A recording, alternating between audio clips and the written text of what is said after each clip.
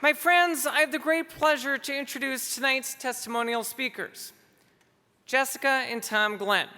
Jessica and Tom are the parents of triplets, Elliot, Molly, and Sam, who are now 5 years old. Like many multiples, the triplets were born prematurely. Jessica started noticing Elliot wasn't developing quite as quickly as Molly and Sam, but Sam and Molly were also struggling with a variety of things. I'm going to let them share the rest of their story, but can we welcome Jessica and Tom to the stage?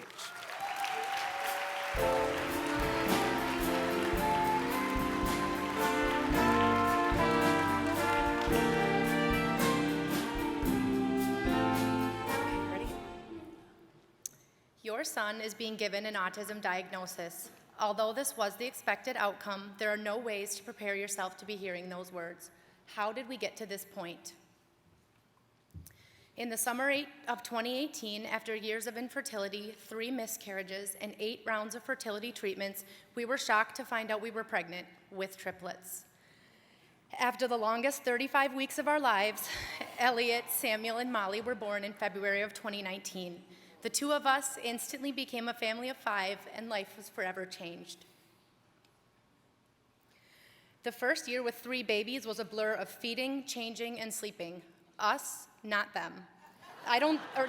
Them, not us. I don't think we got any sleep at all, clearly. As the kids turned 1, Elliot seemed to be losing some of his skills. He went from babbling along with his siblings and following normal eye contact to being a little withdrawn and no longer saying any words. We were already connected to the school district's early intervention program as a precaution because the triplets were born premature. They suggested we reach out to our insurance company, UCare, who first connected us to Fraser. With this being the summer of 2020, we were not sure what to expect. Fraser put us on a wait list for a formal evaluation, and we were able to learn more about autism and what it could mean for our family.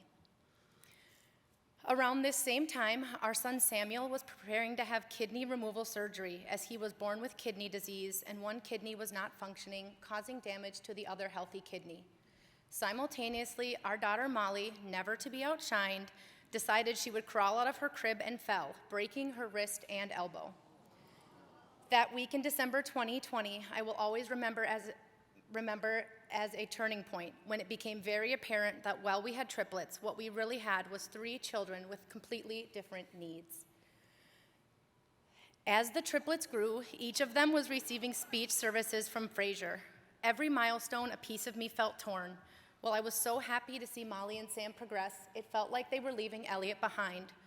What would the future look like?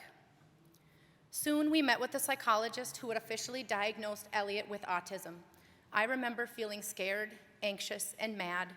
It was a really hard thing for me to admit to people, and I constantly felt like I needed to over-explain to people why he was the way he was and why he was not developing on pace with his siblings. I became very protective of Elliot, even more so when we found out in the spring of 2023 that he had epilepsy and was having absent seizures we did not know about. We added a neurologist and a genetic counselor to our ever-growing medical team and continued with his feeding, physical, and occupational therapy with Fraser and in his special education preschool class.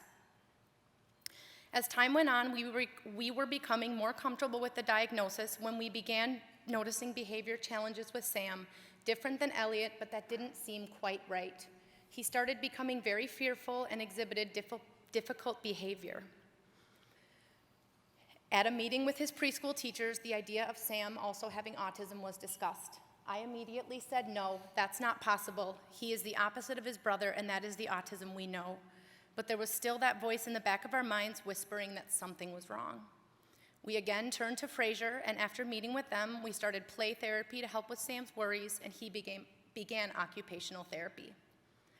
Sam also went through the evaluation process and was given a diagnosis of ADHD, anxiety, and autism.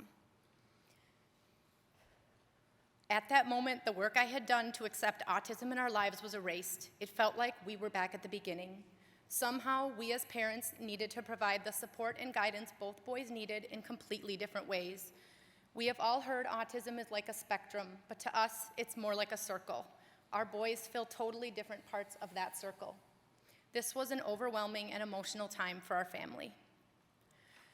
We have had to learn how to make our world work and fit into what they need, along with what their sister needs. It is hard to explain to others why our 5-year-old still uses a pacifier, or why we may need to leave social events without warnings or goodbye. Why a cup of lemonade can result in an hour-long meltdown. Emotions run high at our house, and it can be challenging to get everyone back to baseline. Sometimes things are going fine, and then suddenly they aren't, and we have to come up with a plan. Most evenings in our household, bedtime is a 2-person job. People love to hear stories that have a beginning, a trial, and a happy ending. Our story doesn't have an ending because it's not over. We know that we will continually have challenges and more joy than we could ever have imagined. I could go on and on about our story, but we are now looking forward with hope and gratitude.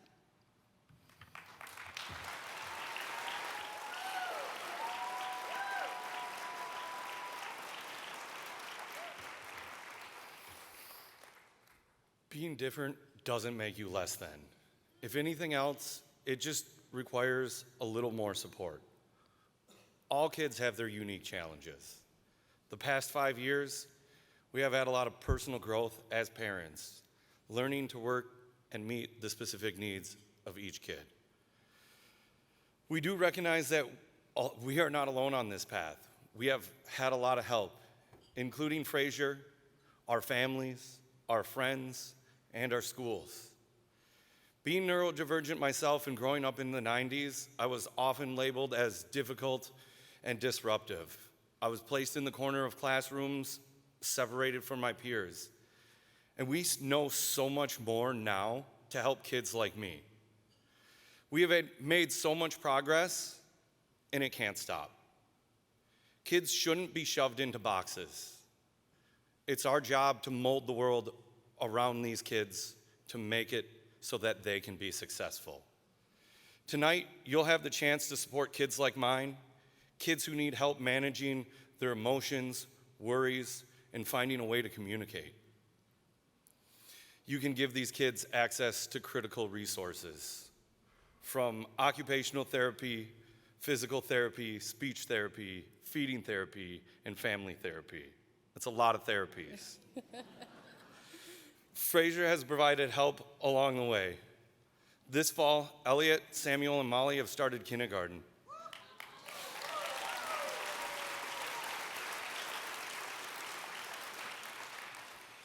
With the help of our school district and the team that works with them in their classrooms, they are in mainstream classrooms.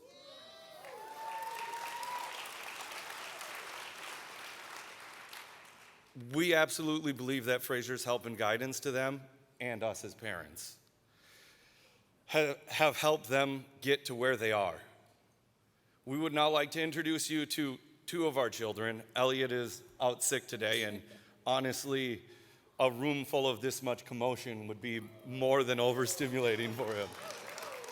Samuel and Molly.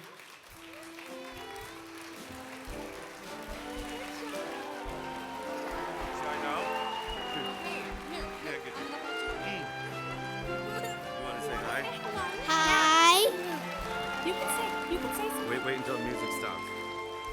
Say. Thank you, Fraser. Do you want to say anything, honey? So get up here. Okay. Thank you for allowing us to share our story. What is that?